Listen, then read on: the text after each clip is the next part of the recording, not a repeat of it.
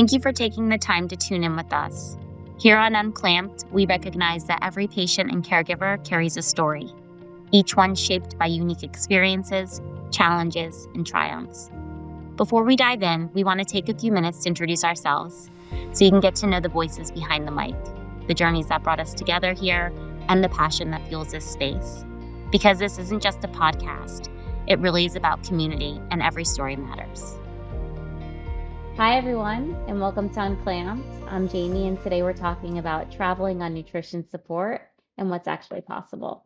I'm joined by Crystal and Gaby, and together we're going to walk through how you can make travel work for you. With the right preparation, support, and mindset, we're going to figure it all out today. So, Crystal, I'm going to start with you. When you hear traveling on TN, what does that mean to you? It means living my best life. It means that it's going to take some work. I'm going to be a little tired, but I'm going to have a lot of fun, potentially, if I'm going to the right spot, that is. Or I'm going to learn something new if I'm going to a doctor's or something. So it means I'm living. Yeah, I love that because that's exactly the message we, want to share here. If you can dream it, you can do it. It just takes a lot or a little preparation. Yep. So, Gabby, I feel you've traveled internationally, you travel all the time with a child on nutrition support. So, just break this down for us a little bit. Like, why are we here? What is the goal for today? Yeah, so I think I want to people to realize that it is possible, whether it's like a weekend away to, grandma's house or across the country, like you can travel and it is possible. Um, and yeah, it's just about empowerment. It's not perfection. When we travel, it's never perfect, but we just kind of like learn how to deal with the things that come to us. Yeah, no, I think that that's great. And I just want to put in a quick plug for the Central Line Travelers page. For those of you who don't know, Gabby founded the Central Line Travelers page, which is dedicated to helping patients and families feel more confident while traveling with nutrition support therapies. So I'm so excited to share all this information and also create or share a resource for you guys also to check out after the podcast. So, Crystal, you've traveled internationally, domestically as well. You're super seasoned. So, what does empowered travel look like? What gives you that confidence? What it looks like is first understanding where my body state is as to if I'm able to travel, what type of travel, and also really understanding my therapy, what therapy I'm on at that time, because my therapies fluctuate. And then I think also I'm like, okay, I traveled before I was on nutrition support. So I just use some of those common sense things that you learn in traveling. But I say common sense, but a lot of traveling is intimidating for a lot of people. And so let's break down what some of those common sense things are as we go through. I know it's going to be exhausting for my physical body, not necessarily because of my nutrition support, but because of my disease state. So I'm going to be physically exhausted during the actual travel. In planning that, I plan to be physically exhausted, and knowing that ahead of time is a big part of it. And that's what actually knowing that I have to plan in a travel day. So I can't just jump on a plane and go wherever I want or jump in a car and go wherever I want and then plan on, going to three zoos and whatever anymore. I need to plan that travel day and then potentially the day after to rest, recuperate, know what my body needs. So knowing your plan and knowing how your body and your support system reacts really helps, and it gives me the confidence and to allow me to have the wonderful experiences that has have led my life and keeps leading my life. Yeah, no, I think you made a lot of great points. I mean, it's just so important to really have that honest conversation with yourself of like, where am I in my journey? How is my body supporting me or failing me in these moments? And whether I'm ready or not, this is what I'm doing and I'm going to do it and I'm going to, set myself up for success. So I think that all those things you shared are definitely important and things to consider when start to prepare to travel. Yeah, I think, the first bullet, right? How stable do I feel today? I'm not gonna plan a trip a week after my son has surgery or maybe after he starts like a big medication. So just kind of seeing like if if he's stable and just kind of planning around that. I mean things happen along the way. So if he is sick before a trip, like we've learned to adjust. We get travel insurance so then we don't feel that hit. So that's one thing. Just how stable is he? Can he do this trip? And then it's just how confident am I with our nutrition support routine? Right now, 9 years in, I'm super confident. So I feel like I can plan trips all the time. And I'm fine with it. I could do TPN anywhere. I No. could do his enteral feeds anywhere. And then, what Crystal said, your energy. I have learned along the way to, if I'm going on a big family trip with my extended family, I usually go in a day ahead because that we do need that rest day. And I've learned that along the way. Sometimes travel looks a little different for us because we're, spending an extra day before and after, but that's okay. Then that makes our trip, pleasurable and not exhausted. Yeah, no, that makes complete sense. And I love how you mentioned that like it might look a little different, but it's still totally possible. Because I feel like we have in our minds like the ideal way that travel should look and like frolicking through the airport, and the reality is doesn't really look like that way for anybody. No. So, No. right? I mean, really, even for a typical family. So giving yourself Yeah. grace and just, allowing yourself to really just be honest and know that it's going to be a lot of work, but it's all worth it in the end is so important. So you decided, And even a car and even a car trip, there's no such thing as a typical car trip. We're not having the windows rolled down, our hair blowing. No. Doesn't quite look like that for most families. We're not shooting a movie right, here, right. This so is this is real life, and real life is sometimes a lot of work. So a little you've messy. kind of come to grips. You're like, okay, this is going to be exciting. It's going to be a lot of work, but it's going to be awesome. So like, what is that next step? And I know for me, in our journey and when we started traveling, that next step was really, getting that nod from your medical team and them being like, yeah, we support you. We're behind this. Crystal, do you want to talk a little bit about that and what that really looks like to partner with your medical team?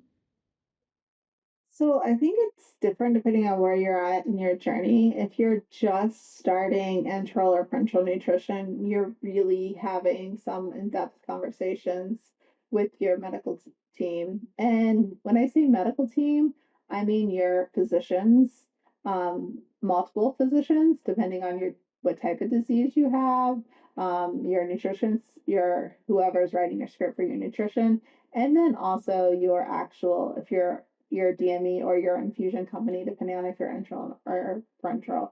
So you're really discussing the length of your stay, how stable you are, what your options are with nutrition support, which we will definitely get into later because there are some other options besides your standard formulas. But then you're also discussing, as we said, how stable you are. So, like, what does your current labs look like? What does your fluid load look like? Um, are we going somewhere that's warm, really humid? You're gonna be sweating a lot. And then if you're new or if you're not in that phase of if you're on PN and you're not in that phase where you're completely self-sufficient yet for complete line care, You might actually, in dressing changes and all that, you might have to work in like how are we going to get, the nurse to change our dressings for us. And that might actually change the way you are traveling a little bit because there are several people out there that are fully self-sufficient, myself included. And then there are people who need some extra support when it comes to dressing changes and stuff like that. So those are things you really need to discuss, and then you need to get it in writing. What does that mean? It can mean different things depending on where you're traveling and what you're doing, but you need often if you're driving within the US, you really don't need too much medical stuff, but I would still suggest a letter just in case you end up in an emergency department, something goes wrong, so they have some contacts back to know who to contact because you're in an unfamiliar hospital, especially if you're traveling to a place you've never been before. But your medical letters for travel can can mean different things depending on where you're at and where you're traveling to. But so that's what I mean. We need some documentation. If you're flying, you might need that letter to actually be able to get on the plane. Uh, Domestically, not so much normally. Internationally, more often than not, even landing. So to go through customs and border at your point of landing, you may need that letter or to even get on the plane in some instances. So those medical letters may look different, whatever. But ask those questions to figure out what type of documentation you need. And you can always hit us up and ask us on our for tips as you go along because we can't cover everything here. Yeah, no, definitely. I mean, you just covered so much in just such a little bit of time. I mean, discussing that travel before booking is so important. So I think that those are all great things that you touched on, Crystal, and they're all just so important when trying to decide how to make a trip a reality and making sure that you have, for lack of a better word, the blessing of your medical team. So, Gabby, I mean, I heard you say earlier that, you would never start off with a long trip and that you guys started small and then kind of branched out. So what types of trips do you recommend people, consider when they're thinking about travel? Yeah, I think everyone's comfort level is different, right? But if you're anxious about going away and not being in your home, I would say a smaller trip, maybe not even like definitely not flying. I would say an hour or two away, a friend's house or a hotel, something small where you'll still have the comfort of, your regular home medical team, your regular ER, and kind of just see how it goes. I didn't come up with like my packing system until a couple trips in, and so you'll learn. I used to take a million bags with me, like literally a million bags, and now I'm like, oh, I could just use two big suitcases, or so you'll find your system.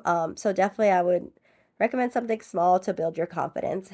If you feel confidence, maybe like confident in traveling, maybe you traveled before you were on PN, or as if you're a caregiver, you traveled before, having your child, and you feel confident, then go for it. But definitely, um, everyone's comfort level is different. So I would also think about when you're traveling somewhere.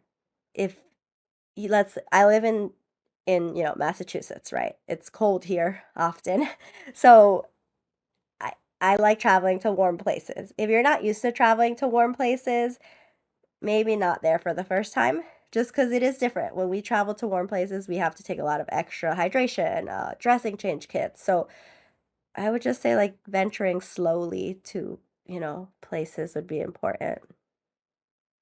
Yeah, no, for Yeah. sure. So what I'm hearing you say is definitely start small, Yeah. and pace yourself, which I know, I mean, for us, we started with like day trips to amusement parks. Like if we could Yeah. last, like 12 hours, at Six Flags, like okay, like we're ready for the next level. You Exactly. know, like I mean, it's all just those baby steps and those things to consider. I mean, I also know like I come from a big family and we're all over the country. So going to a place that still kind of had some resemblance of home and felt like home, where I knew I had that support system was also Hmm. really impactful for me. Like go, you know, if you're if you know have family, take that weekend trip and see how that goes.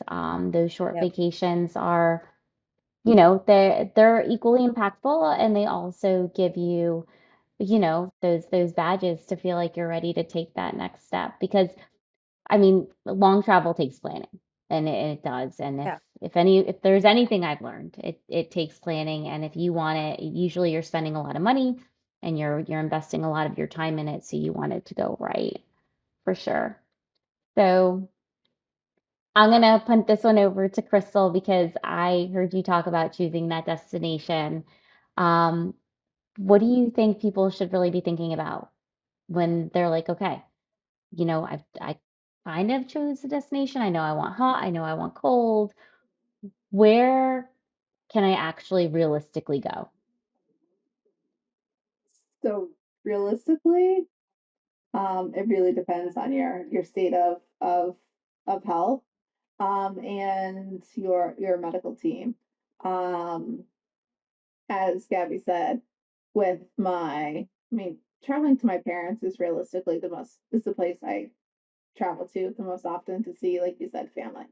For me, that often involves more of car travel than plane travel because I use a power wheelchair, as many of you know. And that's we'll do a whole nother thing on that later. But for me, it's really with temperature, right? I know I need extra hydration if I'm going somewhere extremely cold or extremely warm, because extremely cold, you're going to dehydrate because there's no moisture in the air, just as a whole. Extremely warm, you're probably going to sweat it out, you're going to dehydrate. So if I need extra hydration, temperature control is one thing that I'm definitely considering. I personally don't, but I would recommend thinking about your emergency, like what happens in the case of an emergency. Figuring out your emergency healthcare is something that I would say is fairly important.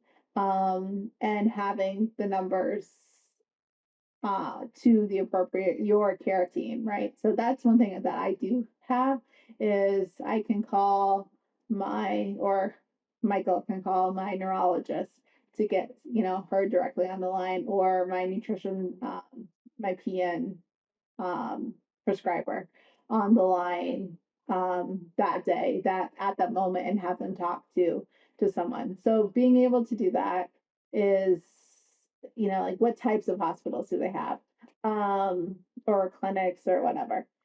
Like those are some of the things, but then realistically, like what's your energy, right? And what do you like to do? As Gabby said, I like to go to the beach, but not everyone likes to go to the beach. Going to the beach for people means some more dressing changes. Frankly, it means some more dressing changes. So those are things you got to take into account. But it also, like, the warmth is energizing for me. Hmm. So that's a good. It's really like what types of activities do you like, and then also where am I staying? Like, like, when I think about the destination, I have to think about the types of room I'm staying in, and the length of time that I'll be there. And since I am on PN, I do think about the stability and changing that, which, like I said, we'll definitely get into that. There's some nuances with stability of that. But if I was on Ian as well, I would be thinking about how much liquid formula I have to carry, because we know it gets very, very heavy. And if you have to carry it, or if your DME can send it. So, and then the actual space of which I'm going to be able to put that. So refrigerators, stuff like that. So when I'm choosing a destination, I'm thinking about what my body needs, what my mind needs, and sometimes it's really none of the above. It's what I have to do, what my obligations are. No, for sure. So one of the things that we talked about a little bit earlier was, I don't know, anytime I hear the word documentation, I kind of like feel like this is just too much. So we're talking medical documents. I mean, that can mean a lot. What really are we getting into when we think about what we should have in regards to documentation for our medical care when we're trying to travel and thinking about it? Gabby, do you want to take this one? Yeah, yeah. So I would say the medical summary letter, that for us, it's just a basic letter saying, hey, this is my patient. They see this X doctor and they're stable to travel. They do have a complex condition that requires them to travel with, you know, IV fluids, medical supplies, blah, blah, blah, blah, blah. If you have any questions, contact us. That's what our letter says. Um, and that's just in case we need it. We have never needed it. We had one time where, they didn't want to check our medical luggage for free, and so I pulled out the letter, and they were like, "Okay, okay, okay." They didn't even look at it. But so that would I would say is the most important letter to have, just in case. Then emergency room letter.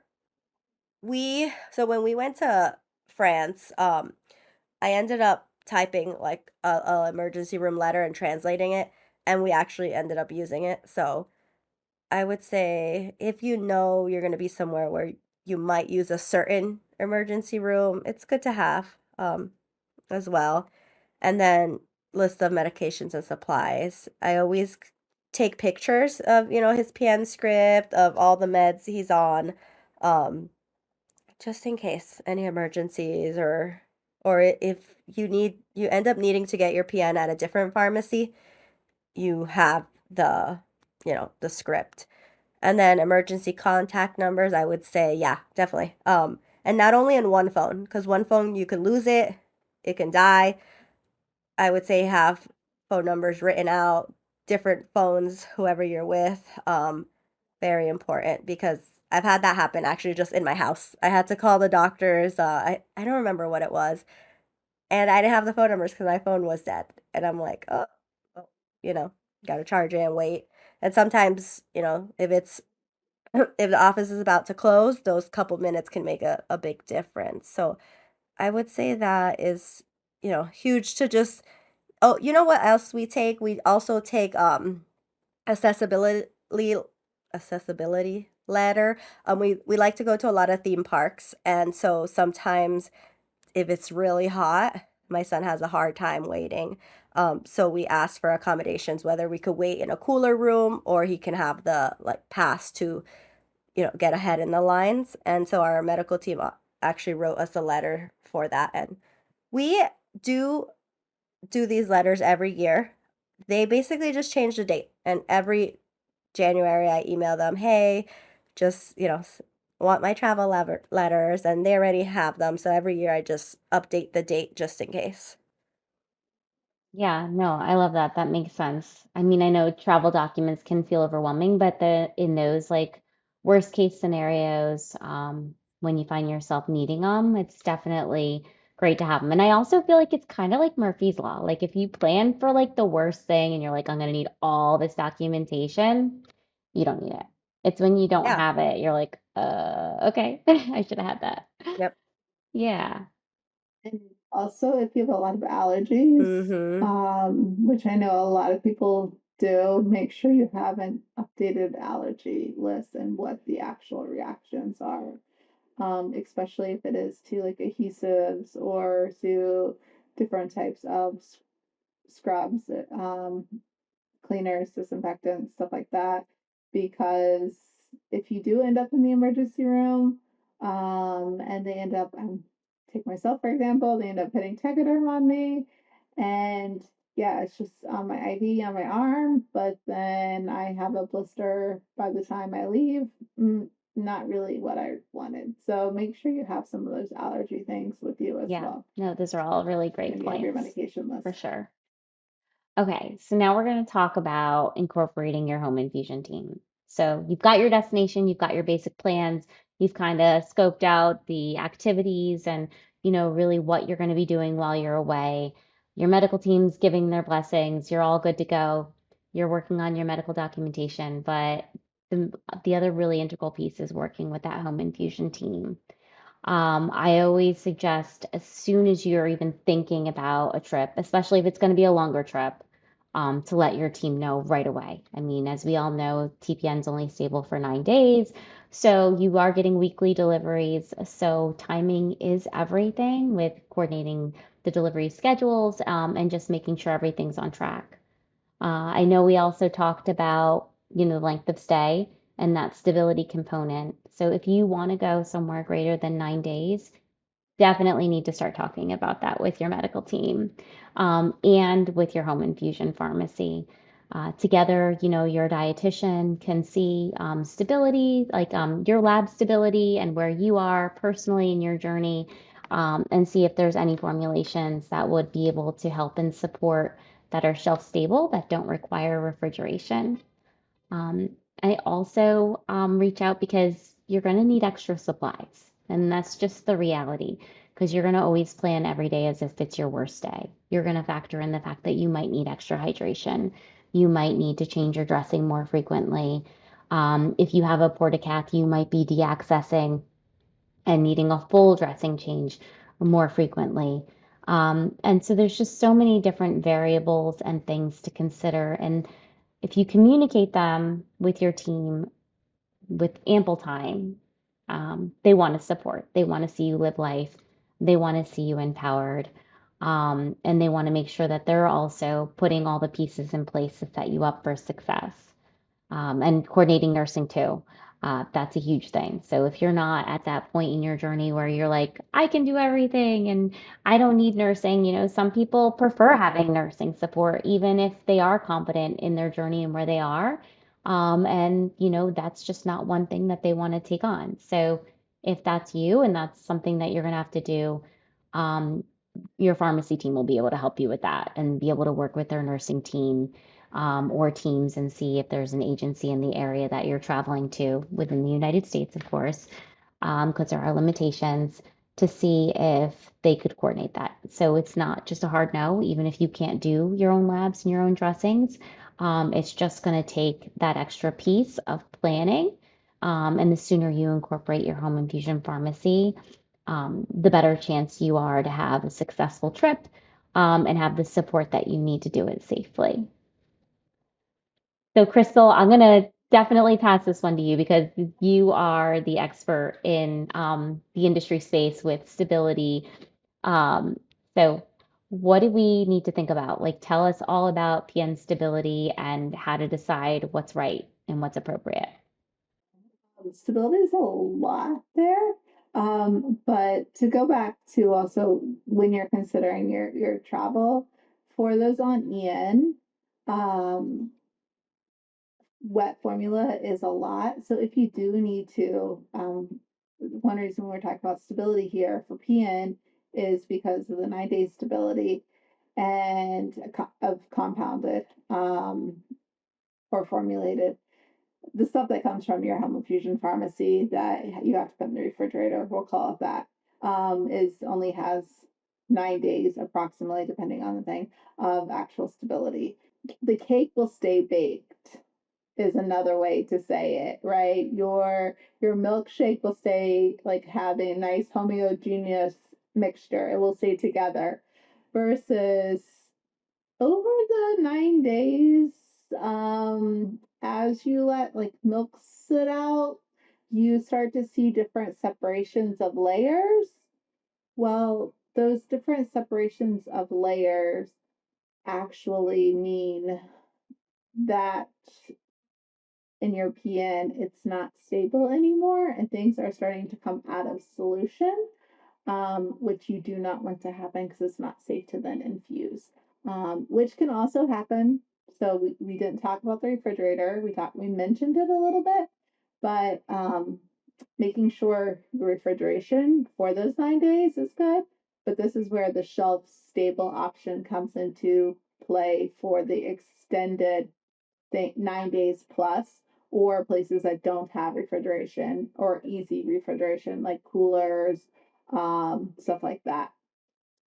And to touch back on Ian for a second, it's not really stability, but it's just you might want to try, if you can, if it is possible, it can, and for both EN and PN, changing your formula to either a shelf stable formula. The most known one is Clinimax. We'll just say it's out there, right? I'm not endorsing it or not disendorsing it, but that's the one that you will hear people say versus shelf stable. So when they say Clinimax, that's what they're talking about, shelf stable.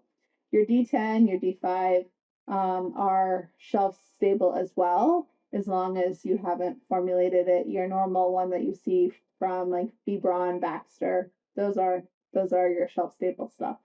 And then you also have more of that when I keep coming back to the PN when I wanted to talk about the EN, but with the you want the dry, like your dry is stable, and it's not that your liquid is unstable, it's just so much heavier and so much more to pack and things you have to carry versus your smaller, lighter, um dried formula of EN. So it really comes down to like what you need. You need, if you're going to come close to your 9 days, this is where talking to both your infusion company, and because if they can, one, you might actually just be able to have them ship. So you might not have to worry about stability. You might be able to you might be able to go 18, 20 days somewhere and they could just ship it. Like if you're a snowbird, then you don't have to worry about stability as much. But if they can't ship, then you're going to have to worry about the stability and potentially look at the shelf stable. But you need to then work with your medical team on trialing it. I would recommend at least 6 weeks, at least a minimum of 6 weeks ahead of time. Because your first one might not work exactly, right? Or you might need to add something to it. For example, you might need your Clinimax, your standard mix. And when I say standard mix, there's a lot of different formulas within there. So they'll match it up to your PN. And then speaking of PN, mine is beeping away so that you are hearing. I know, I kept hearing Yeah. it. No, yeah, I think So mine is beeping away. But you'll want to then match. They can match up your PN to the different available shelf stable ones to see if it's close. But then you'll need to trial it, and they might need to then add something to it. So those are the things you'll have to play around with, if you want to say that they will use the art in medicine to figure that out, because that's not an exact science. And also the same with the dry formulas. If you normally use like pre-made, the ready yeah, mix, ready feed. the pre-made um, formulas, is trying out the dry ones if at all possible, if you're traveling a long time, because it's just so heavy. All this stuff is so heavy. Liquid is Yeah. heavy. Yeah. No, I mean, I think you made like a lot of great points. And like you said, like that collaboration between the pharmacy and the medical team, because, really deciding what formula is going to work best for you really is that process. It's trialing something, it's getting those labs, it's seeing if your body's tolerating it and you're able to have that quality of life that you want. Because while you may tolerate it, it may, not agree with you. I mean, that happens with when you eat orally, and it also happens when you try something that's not a specifically made compounded formula for you. So having that window to do trial and error, and there's so many options, and your dietitians are all very seasoned and able to look at what you need and try to identify how to make that work. I think that makes the most sense. So the next thing is traveling by air, and Gabby, Central Lines Travelers page is so amazing. I just love it. I love that it's empowering. I love that it's just all, tips, tricks, experiences. So I'm gonna send this one your way. Um, what has been your own personal experience with traveling with PN when you're flying? And what are some tips that our audience can take away? Yeah, so I would say Sorry. every experience has been a little different. So I don't think there's one experience that's going to be exactly the same. Different airlines work differently, different airports work differently. Um, so kind of just being prepared for everything is important. Medical supplies fly free, so they have to be all medical. And you can either check them in, you can carry them on with you. It's preference, it's whatever makes you feel safer. So we typically carry most of our stuff on. If we're going for a long trip, there's no way, so you have to check something in. So yeah, medical supplies fly for free. Um, we usually keep our pumps with us just because we don't want them to get lost, and that's like something we absolutely need. So that's important as well. I would say, um, TSA cares. It's a hit or miss. It depends. It's based on resources at the moment and the current threats. We've had really amazing experiences with TSA cares, and then we've had experiences where they didn't show up. So it could go either way, but the times that they have came through, they helped us a lot. They helped us get through the airport. They even opened up a security area for us, and so it's been helpful. Usually if TSA Cares doesn't show up, I just let them know. I have a lot of medical supplies. I have fluids, I have ice packs. We're gonna need a supervisor. And because we're gonna need pat downs or swabs or, just to keep the line moving. So that's important. And I would say to carry on at least 2 days of supplies. You don't want to lose your luggage and then lose all your supplies and then you have a medical emergency. So carry on 2 days. If you want to check it in and that makes you feel comfortable, check it all in. If you want to carry it with you, that makes you feel better, do that. Just know that there's risks for it all.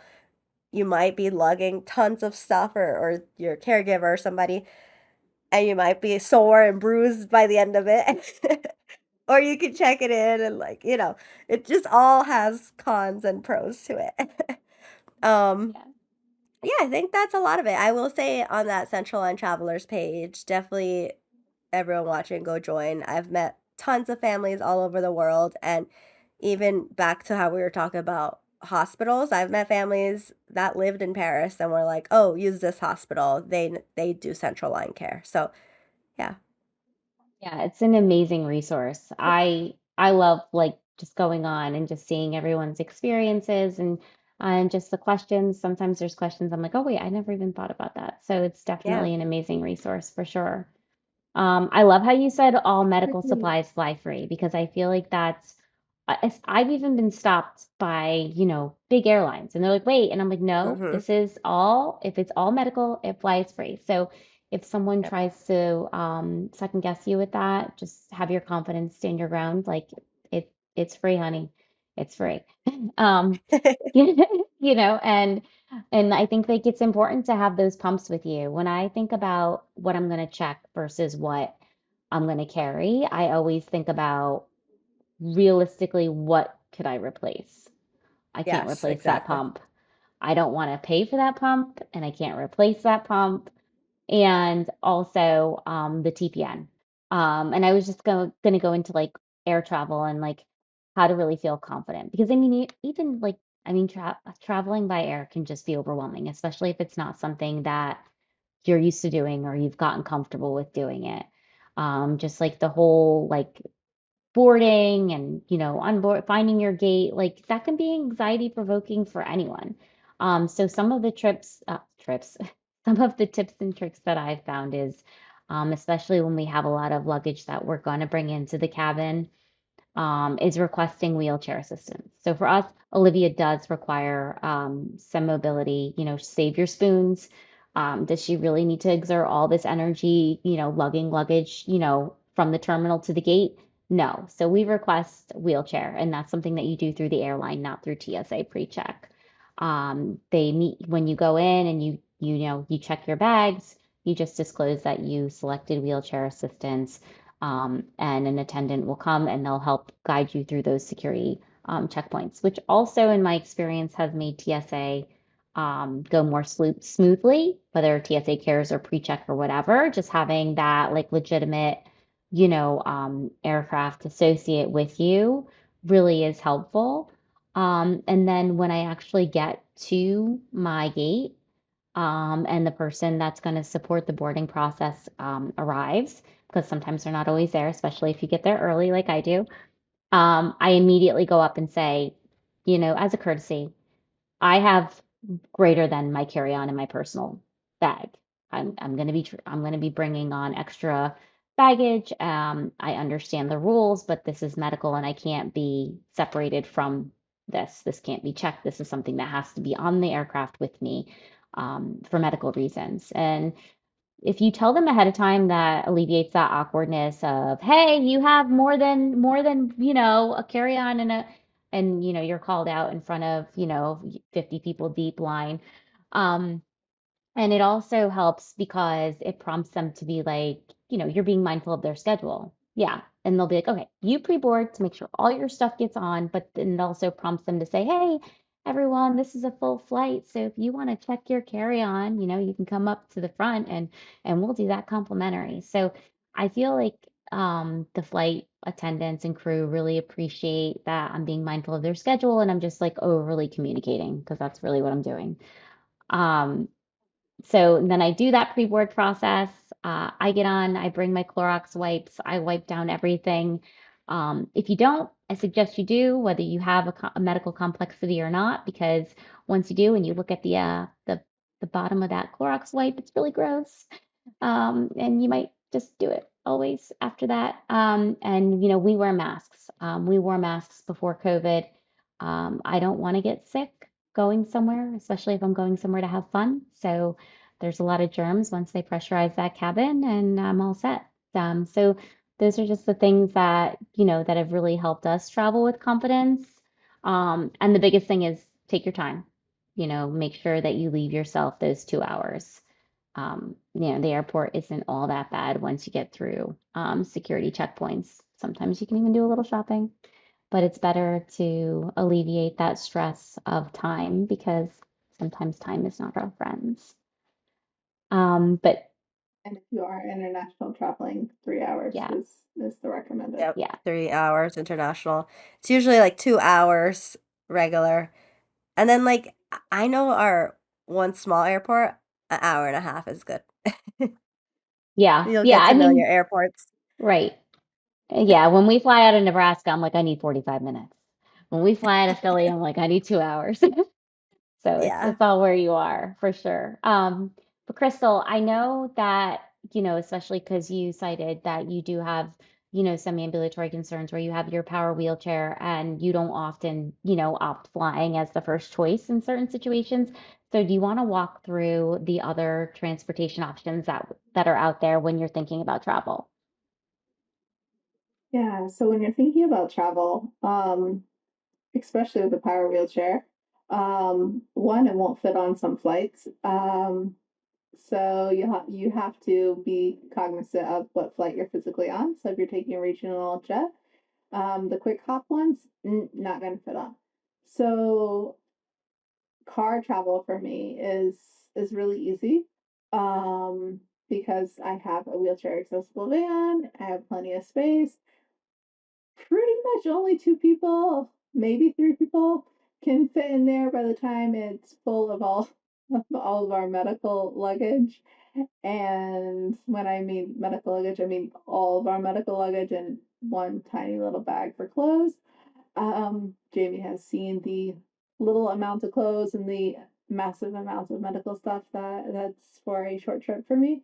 But with your car, some of the things that you you can also really take into account for, especially if you have ambulatory needs, is airplanes are not accessible.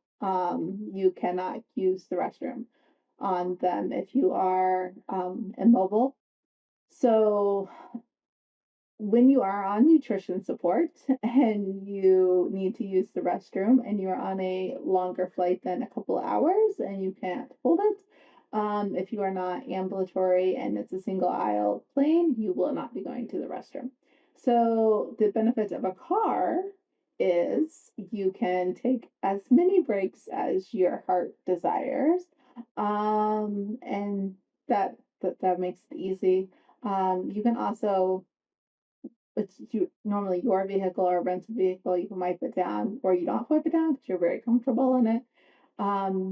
You can control the temperature. I freeze on airplanes, so I'm always bringing the blanket and, like, the Snuggie and everything, and I look like I'm in the Arctic. Versus my car, I can control the temperature completely. Trains, buses, for medical supplies, the same thing applies as for air travel. Um, for nutrition support, it's really, if you'll want the cooler long trains. So if you're doing like one of those transcontinental trains, which looks kind of cool, you can actually get the rooms, but the refrigerator space is still minimal, so you're gonna have to bring plenty of cooler space. If you are on PN or anything that needs refrigerated medically, even if it's any type of medical, buses, and these can or cannot be often in the US. We just speak US based. They theoretically are ADA accessible. However, that does not mean the stops at which they are stopping is ADA accessible. So it's can be quite challenging when it comes to that. If you have any mobility issues and or not yourself have a mobility issue, but you have a toddler or a baby and you need a elevator because you're trying to carry everything else and you have your child in the stroller and getting up the steps or down the steps. So those are some of the challenges, but there are benefits because um, there are often more frequent stops. You can use the the bathroom. It's not called a lavatory on them. You can use the bathroom on the buses. They're not the most hygienic.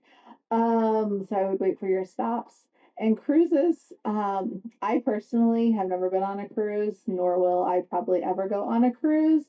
But for accommodations and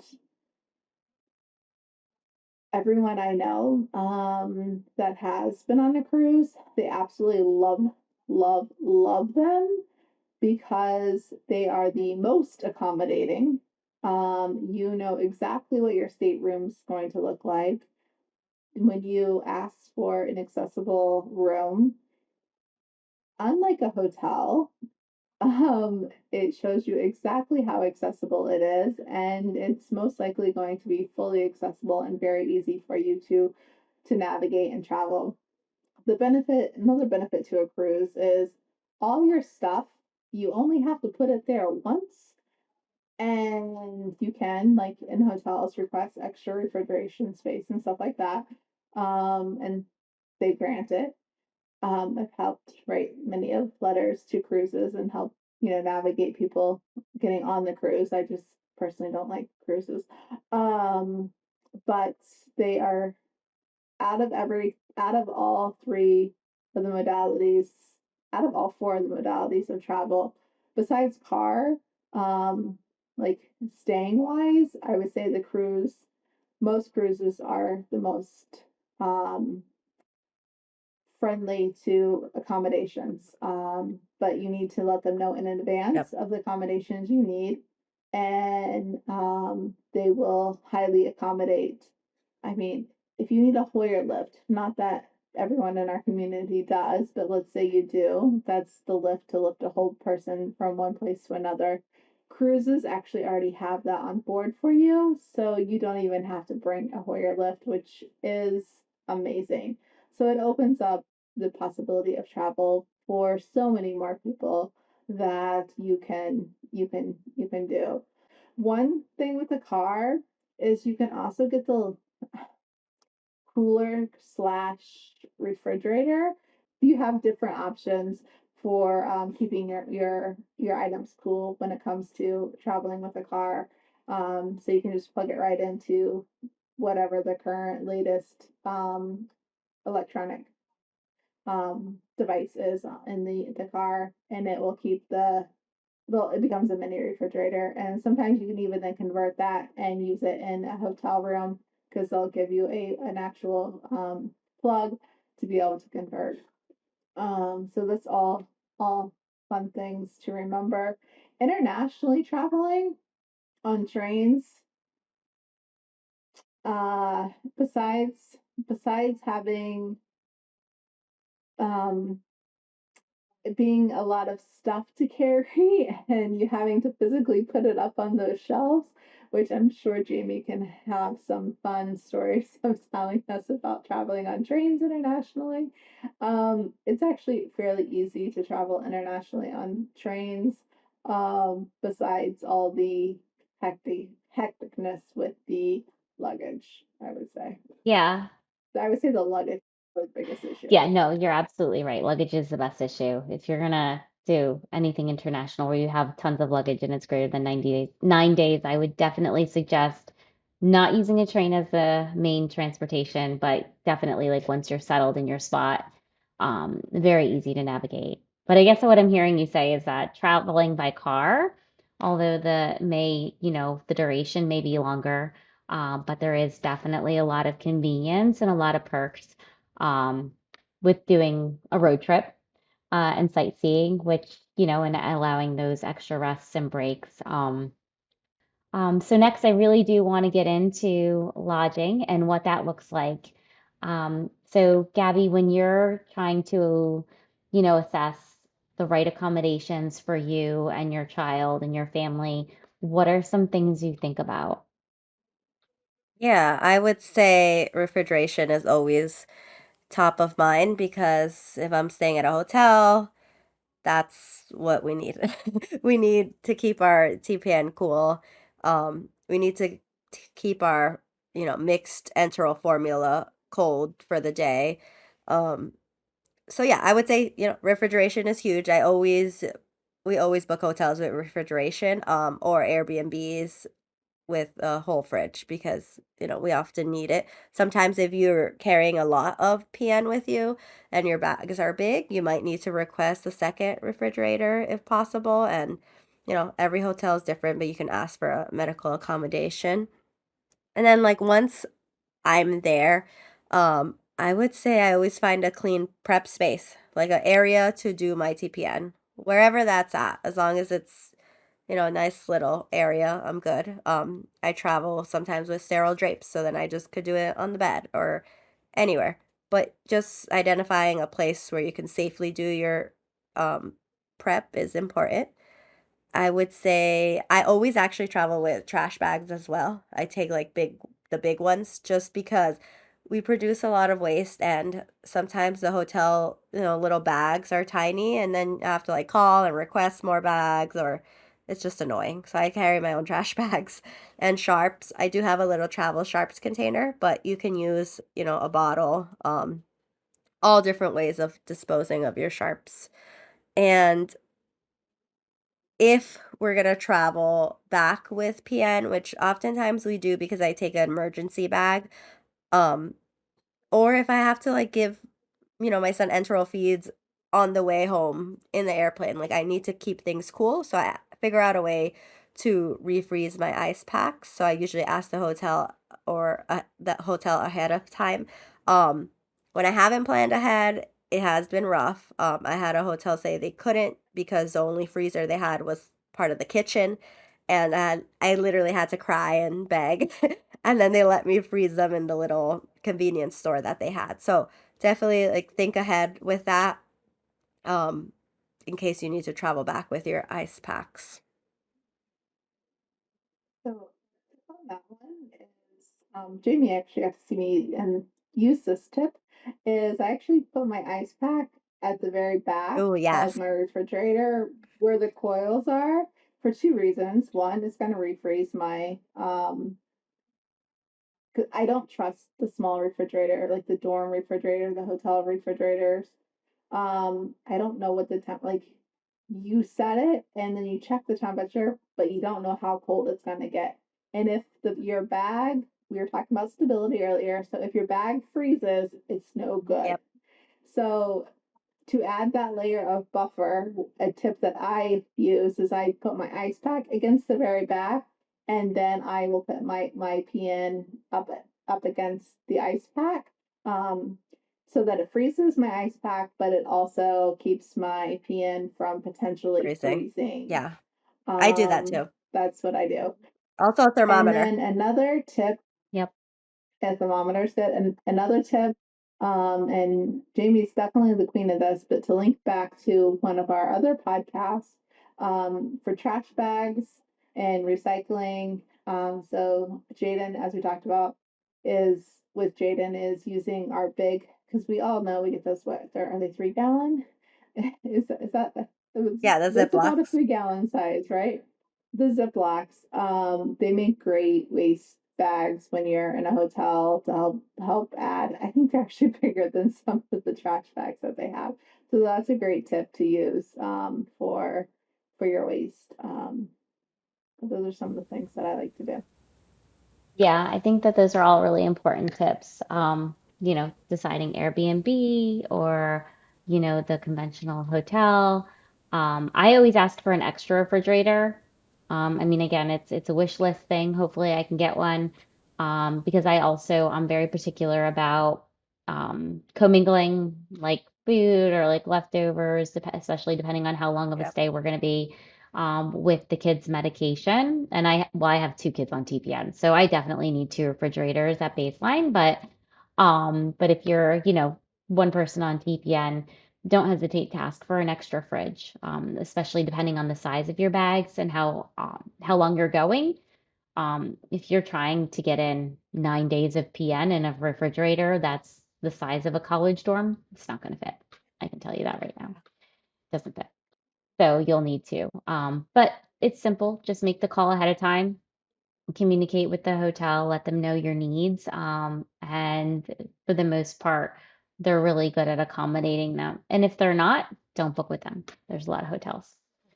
So the next thing I want to talk about is, oh, sorry, Crystal, were you going to say something? I was going to say, internationally, refrigerators make sure they actually have a refrigerator, not a beverage Yes. cooler. Yes. Just Yes.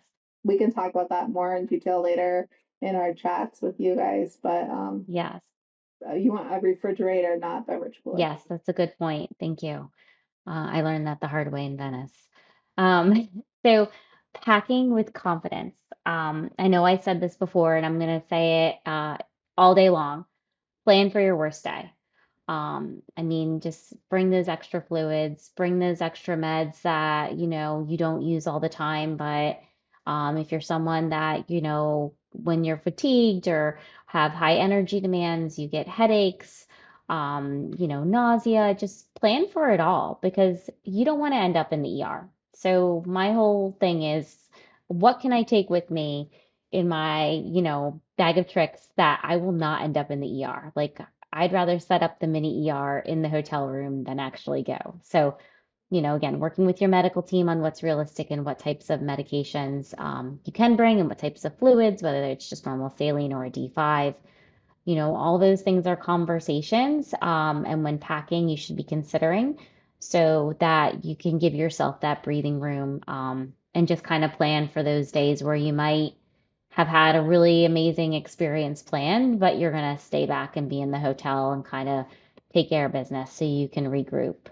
Um, I bundle supplies by tasks, which we'll get into in the next slide with Gaby on day kits. And like I said again, keeping those essentials with you. So I'll pack all the things that I'm going to check, but then in my one carry-on, I'll make sure that I have those like 2 days worth of supplies, or if I need to do hydration on the plane, or maybe like run some protonics, whatever I need to do that's going to keep the kids on their schedule during flight, I make sure it's in that carry-on so that I'm not trying to divide and conquer in the moment while I'm checking bags. So just kind of having that organized with some sort of list or, whatever organization suits you, really is best. But keeping those essential things, those things that you can't buy somewhere else, like a pump or that compounded solution, and the things that you'll need to do in flight, and those extra things in case luggage gets lost, because the reality is it happens. So let's go right into day kits. And Gabby, I know that we're both very passionate about this. Everyone has their process, and to each his own. So by no means, when we say day kits, everyone has to do this. This is just our tried and true practice. So, you want to explain what that means?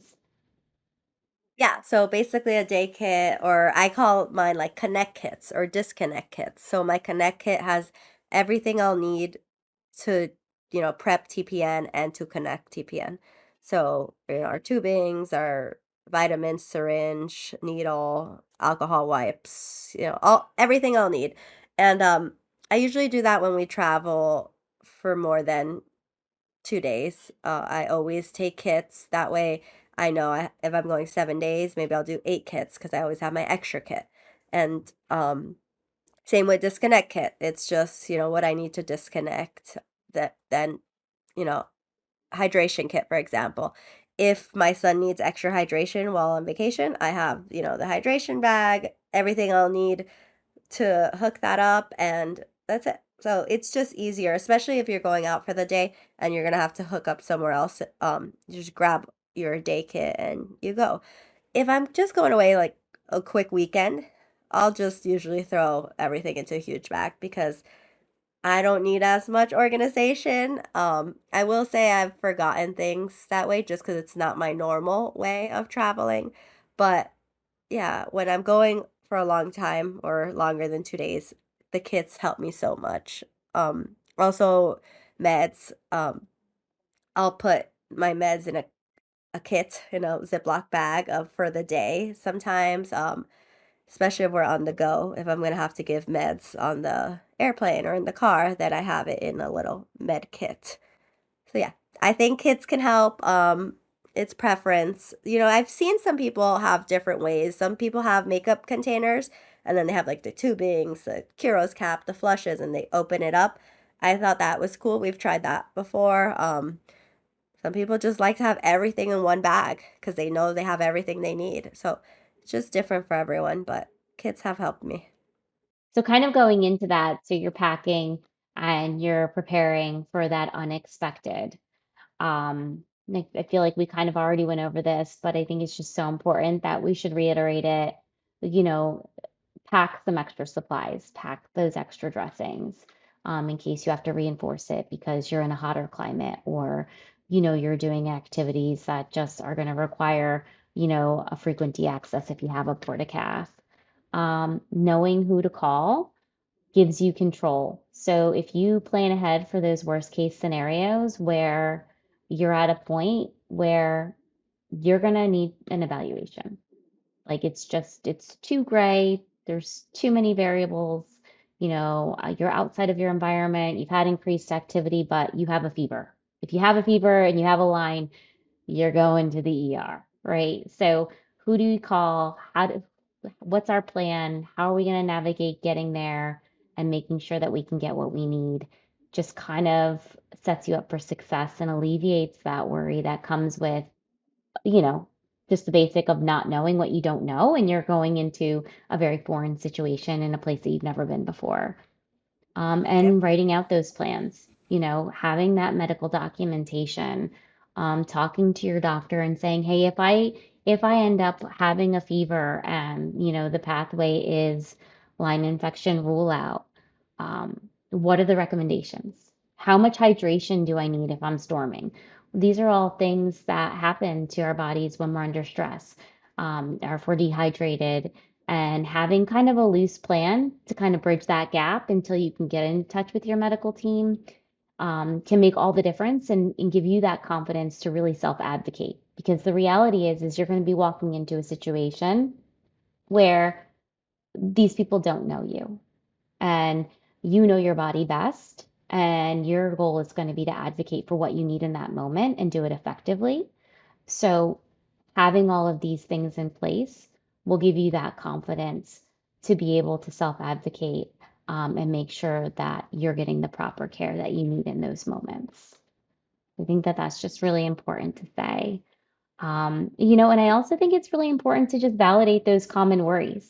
I mean, we talked a lot about great things, and there's a lot of things that go into it and many variables, but a lot of the worries that you have are perfectly normal. And having them honestly and addressing them and confronting them is what's going to set you up for success. Crystal, do you want to talk a little bit more about those common worries and what that looks like? Yeah, so what if something goes wrong? That really depends on the person, how much you worry about that. That's the reason you have those letters, is if something goes Yeah. wrong, you can fall back on them.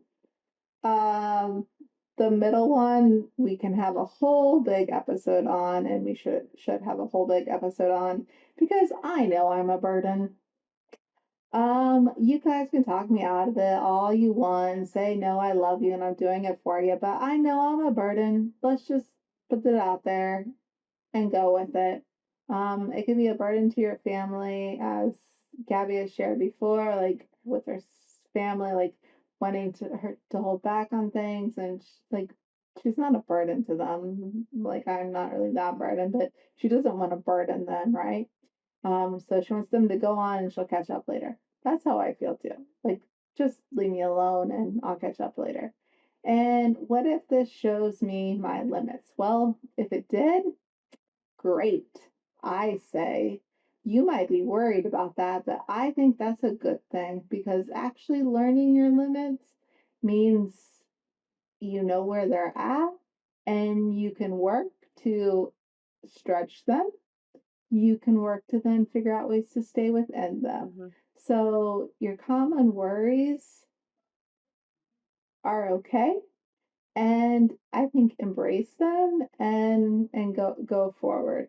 And if you truly do learn your limits, high five to you, because you had a ball, I must say. Yes. Push the limits. And then just use your Mhm. you just use your backup supplies to safely get home. Right. No, I love that. I think that that's great, and that's a really good perspective and a way to frame it. Um, so Gabby, especially with again having that central line traveler's page, because I think that this is just so appropriate and this kind of encompasses your whole your page and why you started it. How would you say people should try to rephrase those worries and reframe and kind of get in the headspace where they're ready to take this plunge? Yeah, I think it just, if you want to travel, do it, just prepare. That's it. I think for my family, we love traveling even before we had our son. So traveling to us is like freedom. Yeah, we love traveling. We would figured out a way to do it. We travel all the time. Preparing is just part of it. It's just what you have to do. It's not it's just life, Everyone has to do different things. So, um, needing accommodations, same. It's just part of your life. That's what you need to thrive. Other people need different things. And just, you're going to learn your limits. You're going to build confidence. You're going to get better at it. So, know that it's not gonna be easy and everything's not always gonna go smooth, but as you do it more, you'll become a pro in your own travel. Yeah, no, for sure. I love that. And it's so true. It's so true. I remember the first time we traveled, I was such a nervous Nelly, and now, it's a breeze.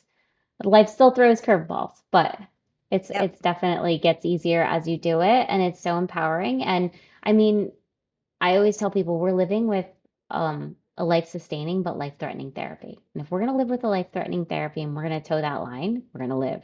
We have to live. Yes. So that's kind of like our mantra and what we live by, but it serves us well. And I'm very fortunate that my children have had the experiences that they've had despite being on nutrition support. So I just think that the real key takeaways here is that you're so much more than just a patient on TPN, right? You're on this therapy because it makes sense and it's helping you achieve a higher quality of life. It's sustaining you nutritionally and medically, and that's what you need right now. Might not need it forever, you might need it forever, but you don't have to stop living in this moment just because this is what you need right now. And that travel can always be adapted.